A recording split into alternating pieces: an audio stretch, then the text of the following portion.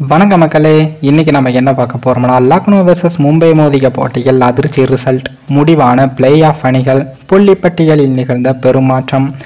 அதாவது ஐபிஎல் 2024 ஆண்டுக்கான 48வது லீக் போட்டியானது இன்றைக்கு தினம் நடைபெற்றது. இந்த போட்டியில் லக்னோ வெர்சஸ் மும்பை அணிகள் மோதியது. இந்த போட்டியில் லக்னோ அணியானது டாஸை வென்று பவுலிங்கையும் அறிவித்தது. அதனைத் தொடர்ந்து களமிறங்கிய மும்பை அணிக்கு ரோஹித் சர்மா 4 ரன்களில் அவுட் ஆகி ஏமாற்றத்தை கொடுத்தார்.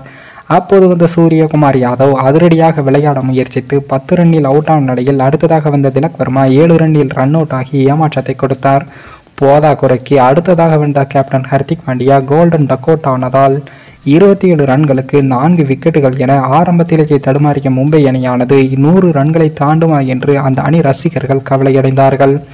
மறுபுறம் நிதானமாக விளையாடிய மற்றொரு துவக்க வீரர் இசான் கிசானுடன் ஜோடி சேர்ந்த நேஹல் வதரா அவர்கள் நங்கூரமாக விளையாடினார். அந்த வகையில் 14 ஓவர்கள் வரை நிதானமாக விளையாடி சரிவை சரி செய்த இந்த ஜோடியானது 5வது விக்கெட்டுக்கு 53 ரன்கள் பார்ட்னர்ஷிப் அமைத்த போது இசான் கிசான் 32 ரன்களில் ஆட்டமிழந்தார். அதே போல மறுபுறம் விளையாடிய நோஹல் வதரோ அரை சதம் அடிப்பார் என்று எதிர்பார்க்கப்பட்ட நிலையில் 46 ரன்களில் அவுட் ஆகி ஏமாற்றமடைந்தார்.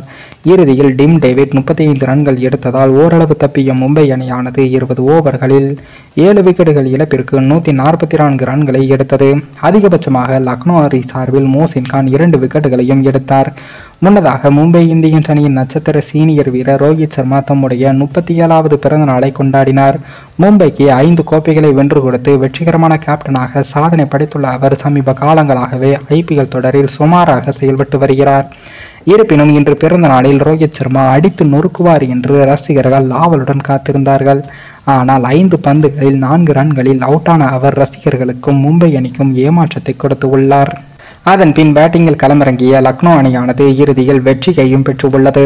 லக்னோ அணியின் இந்த வெற்றியானது தற்போது மும்பை அணியின் பிளே ஆஃப் கனவை முடித்துவிட்டு உள்ளது.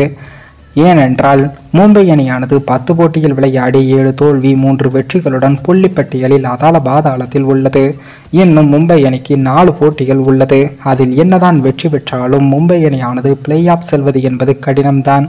மேலும் இந்த வீடியோ ஏதோ ஒரு விதத்தில் உங்களுக்கு பிடித்திருக்கும் என்று நினைக்கிறேன். நம்ம சேனலுக்கு புதிதாக வீடியோ பார்க்கிறீர்கள் என்றால் மறக்காமல் சப்ஸ்கிரைபர் செய்துவிட்டு பாருங்கள். இன்னொரு வீடியோவில் சந்திக்கும் வரை நான் உங்கள் தமிழ்.